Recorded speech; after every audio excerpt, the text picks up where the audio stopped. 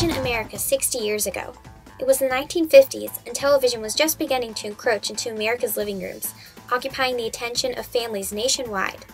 Television programs such as Davy Crockett and The Ed Sullivan Show filled homes with laughter and smiles every weeknight, and color televisions were only just starting to be produced in masses.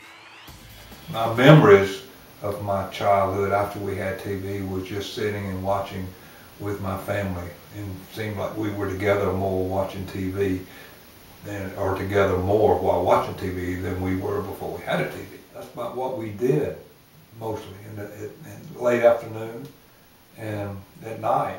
We were it was new and it was exciting, and we just watched a lot of TV. Now, let's fast forward to the present. It's 2010, and color televisions are old news. High-definition TVs are dominating the market, and the theaters are using the latest 3D technology. Well, I can definitely say I probably, in some way, shape, or form, turn the TV on every day, whether it's the news or just to watch a show. When I was growing up, I watched things like Brady Bunch and 8 is Enough. I think they were more family-oriented shows, as opposed to now. Families are very different than they were a long time ago. So I think the shows that the kids watch today have a lot more influence on the children in terms of technology, like iPods and cell phones and computers. TVs have been a part of American life for decades now, and this shows in many places outside of our living rooms.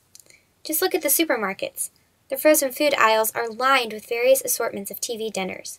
And, according to AC Nielsen, a whopping 66% of Americans eat regularly in front of the television. And it's not just the weekly shows they're watching. It's reality TV, reruns, or sometimes movies. Astonishingly, an average of 6 million movies are rented in the United States daily. This just goes to show what a large role television has come to play in American daily life. Believe it or not, TV today would not even be possible were it not for a 14-year-old boy plowing the fields of his family's farm in Idaho. 89 years ago, the teenage Philo T. Farnsworth dreamt up the idea of what was to become the image dissector tube, or electric transmitter. While looking at the furrows in the farming ground, he envisioned a system in which an image would be broken down into horizontal lines, and then joined back together on the screen at the other end. He sketched this idea for his high school chemistry teacher, Justin Tolman, and discussed with him his plans for this electric transmitter. Tolman encouraged his idea, and by the age of 19, Farnsworth had his own television lab in California. 2 years later, the first picture was transmitted, and Farnsworth patented his idea. This form of sending the images to the screen is still used today, and it can safely be said that the world of television will be quite different without Philo T. Farnsworth. In fact, Farnsworth's impact on modern culture spreads beyond the typical living room television. Without his electric transmitter, these televisions would not be the same, and thus neither would developments that stemmed from these televisions. One of these numerous developments is the video game. Video games play a constant role in the lives of children in this current generation. There are racing games, battle games, and even games that simulate real-life situations. One game in particular, called America's Army, helped save a life. A man by the name of Paxton Galvanic witnessed a car wreck, and so pulled over to help out immediately. The passengers were hurt and bleeding, and Galvanic was able to keep their wounds under control until help arrived. Galvanic says, "I have received no prior medical training, and I can honestly say that because of the training and presentations within America's Army, I was able to help and possibly save the injured men." I just went and I did it, and I witnessed 2 people that needed to be pulled from the vehicle, and I helped them out, and I saw that one of the people there had severed fingers, and I actually helped him control his bleeding by grabbing a towel and pulling him away and controlling it, and then a plainclothes soldier came up to the accident and said, "You did a great job, I see what you did, you controlled his bleeding, this may have helped them." Video games can also provide formal training. Take the military, for example. Many young adults of today have grown up playing video games, and games in the military provide an incentive for young men and women to enlist, as well as a way for the military to relate to them. These incentives, along with simulative and leadership training provided by the games, are reasons that the military has adopted many training games in recent years.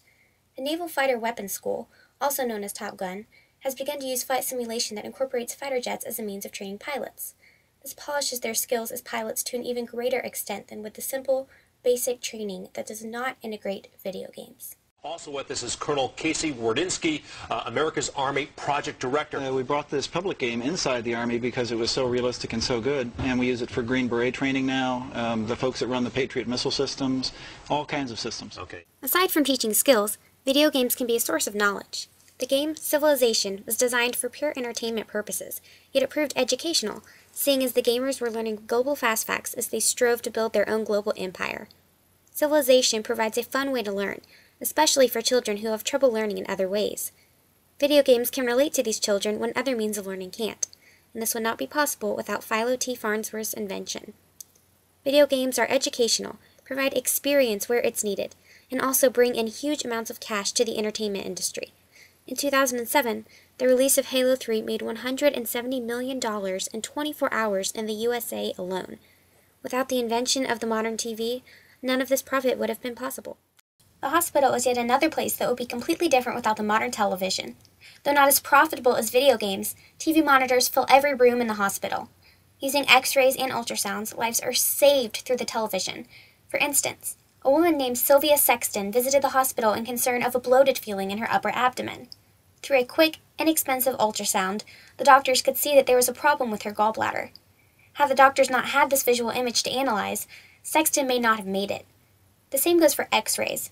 Someone may be feeling pain in their leg, but they might not understand why. An x-ray allows the doctors to solve the problem and to ascertain a way to heal it. In both ultrasounds and x-rays, the image is broken up into horizontal lines and then reassembled on the TV monitor, just as in the original invention of Philo T. Farnsworth. It's just hard to imagine how they try to figure out what's wrong with people without using x-rays. You know, if you have a knee problem, you go get your MRI of your knee and figure out what's going on the inside of your knee.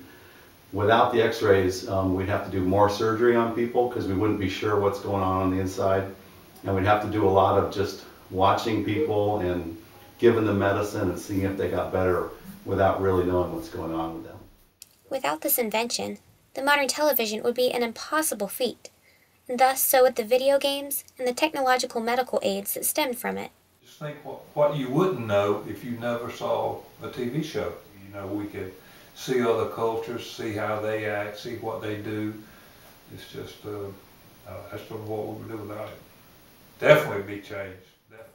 If it weren't for TV, our nation's culture and entertainment industry would be focused around other forms of entertainment, such as theater, concerts, or sports. Even these, though, have been revolutionized by television. With just the click of a remote, the TV's on, and you're watching your favorite football team or the latest Broadway musical. Without television, America's past, present, and future would differ drastically, for it is central to American culture and life. So next time you visit a movie theater, where your loved one is saved by an ultrasound or an x-ray, or even if you're just walking down the frozen food aisle of a supermarket, take a look around.